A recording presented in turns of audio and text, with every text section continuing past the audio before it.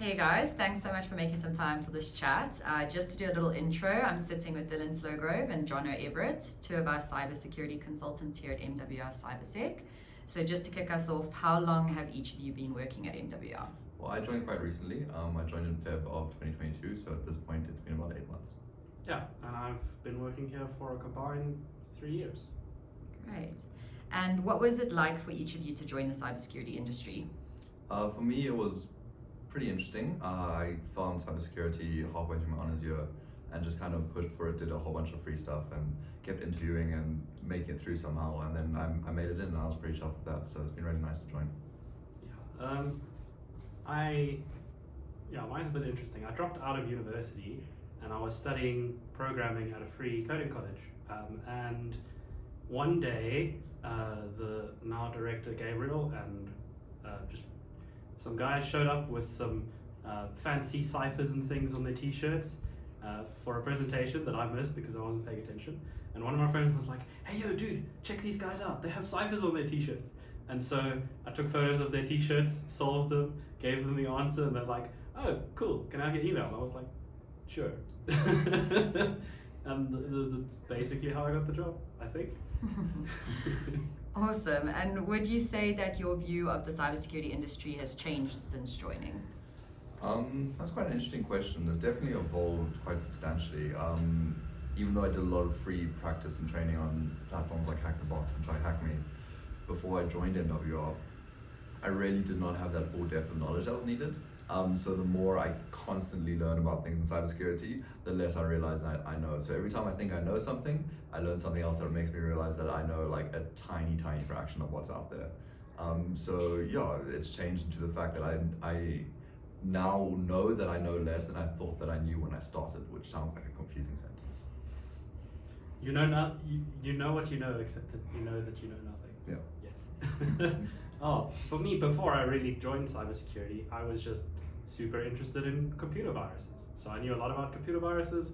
I researched on Wikipedia about computer viruses, and then as soon as I actually started working here, it's like, okay, sure, viruses are a thing, but what allows, like, how does that impact the actual systems that people use? Sure, you can deploy a virus to a computer, but that's just one part of it.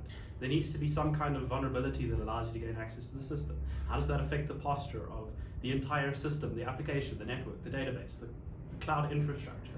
There's a lot more components to the security of anything, really, not just computers, but even like old, like military documents. Imagine one general trying to get a secret piece of information to another.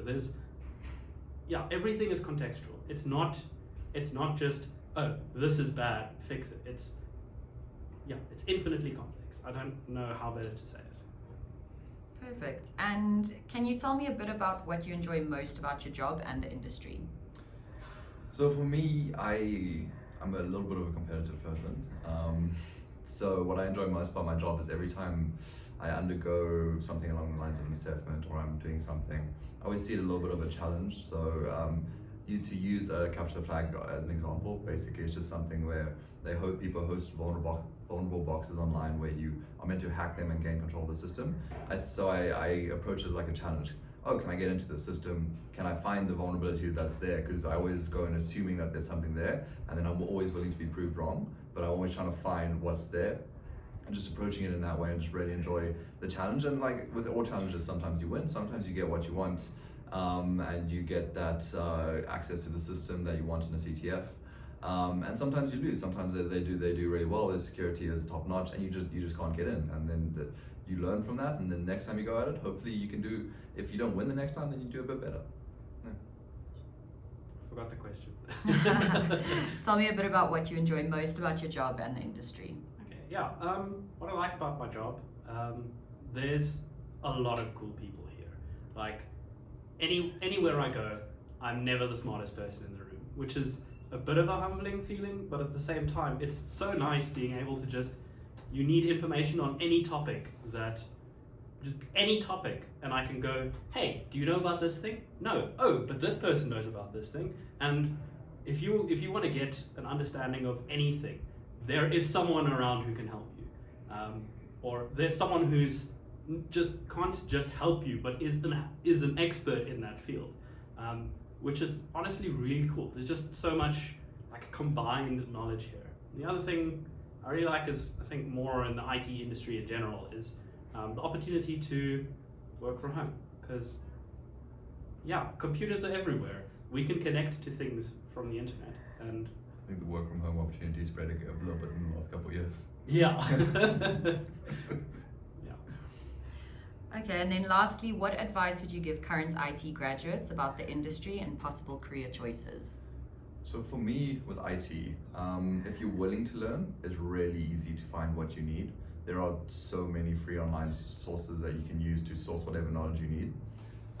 So what I would do and what I did when I was studying is try everything.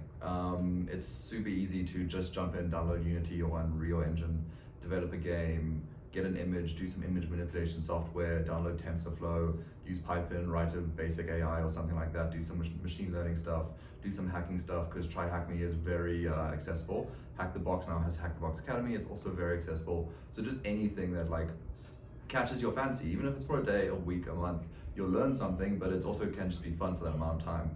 Before I started hacking in 2022, during COVID, I was trying to gap year, and then obviously that didn't work out. So I got locked down and I picked up games development for a while. You can do stuff like weekly game jams where people just make a game for a week, and then there's a whole bunch of mini games that you can play through. So there's just a ton of community around all the different fields of IT, and it's super easy to learn. If you just like, you could probably go onto Reddit, go to the right subreddit and just say, hey, I want to learn this, and you'll get 30 good resources for any aspect of IT. So just go and try whatever you like, and then if you enjoy it enough to keep trying it, then try for the job interviews. And anytime you interview an IT job, if you come in saying, I have no experience, but I've tried all of these free things and I can prove that I have these skills. So for example, I had no job experience. I came into MWR interviewing and I said, look, I have no job experience, but I've done Try Hack Me. You guys can see all the stuff I've done, and this is evidence of the skills I've learned there. And it really does actually help in those job interviews. So yeah, go learn, keep records of them. There's so many sites online where you can just learn whatever you want to do. Coding challenges, I did Code Wars for a while. It's just really fun, and do that as much as you want to, build out your GitHub profile, and then just keep applying to jobs, and eventually you'll get there. Yeah, and so I'm actually, before I got this job, I wasn't actually qualified in IT at all. I mean, I'd gone to a coding college, I knew how to program, but I don't have a university degree or a certificate or anything like that. But the one thing is that if you can develop those skills. If it's something you're interested in, just keep cracking at it. And there's such a variety of jobs in IT. It's not just software development, which sure is a huge part of it. There's so many software developers, there's a huge demand for them. But along with that, there's so many supporting roles, right? There's almost certainly something that you can be interested in, whether it's administration or developer operations, or cloud, or machine learning if you decide to go into that, or like academic research even. There's almost certainly something that you can apply yourself to, and yeah, just look for like all the weird niche kind of jobs that are out there. Because originally when I studied, I was just like, yeah, I'll be a software dev. That's gonna be my life. And then I found this place, and turns out there's more to IT than just, well, it sounds counterintuitive, but there's more to IT than just software. Awesome. Thanks so much, Dylan and Jono. And that's a wrap. Yeah.